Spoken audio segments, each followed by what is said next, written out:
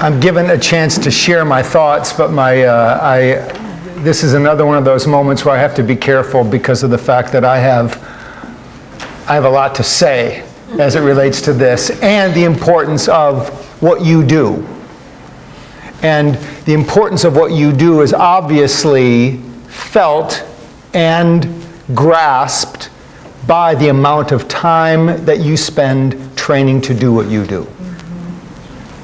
This is not the little leagues. This is not the minors. This is the big time, and you know that because of your training. Whatever is important to you, you will spend time training people. You can't keep people accountable for something that you have not trained them to do. And so therefore, we want to make sure that the people of our church are cared for.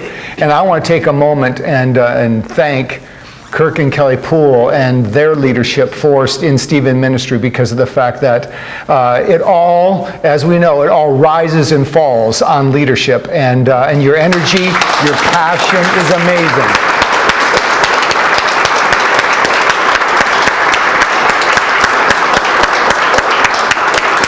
Thank you for taking up this vision, because it can't happen if it's just a duty, if it's just something that you do in a perfunctory fashion. It doesn't work.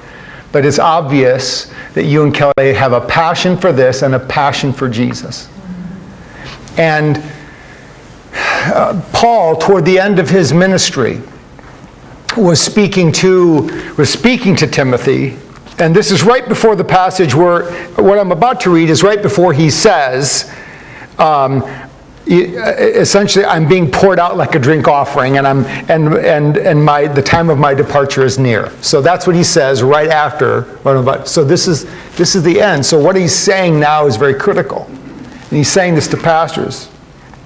And he says, obviously, I give you this charge, and this is to people like myself, like Timothy, that is leading a flock of people. Preach the word, be prepared in season and out of season, which means that we always have to be ready in times of spiritual awakening and times that aren't so great, where the ground is a little harder and it's not as easy to minister. Correct, rebuke, encourage with great patience and careful instruction. For the time will come when people will not put up with sound doctrine. Instead, to suit their own desires, they will gather around them a great number of teachers to say what their itching ears want to hear. They will turn their ears away from the truth and turn aside to myths. So this is now the challenge, and he says to Timothy, but you keep your head in all situations, endure hardship, do the work of an evangelist. Even if you're not an evangelist, do the work of an evangelist. And he says this, discharge all the duties of your ministry. Discharge all the duties of your ministry. And I thought of that very phrase when I thought of this moment of I am discharging the duties of my ministry, because as you know, I am one person. Joni is one person, we're one couple, and as much as we can zip around a room and we can't minister to all the needs of people.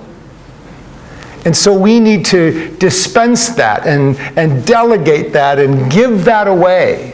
And so today, I'm not just giving away ministry, I'm giving away authority of mine to give it to you, so that you can, in turn, then have greater influence because of the fact that I can't do everything that needs to be done here.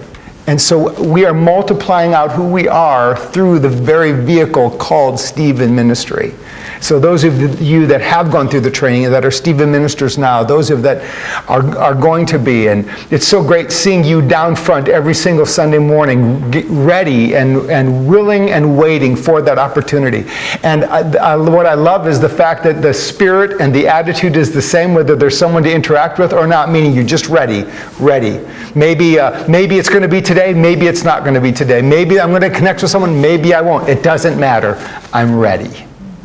And so again, I thank you to this ministry of the church that is so vitally important to what we do here.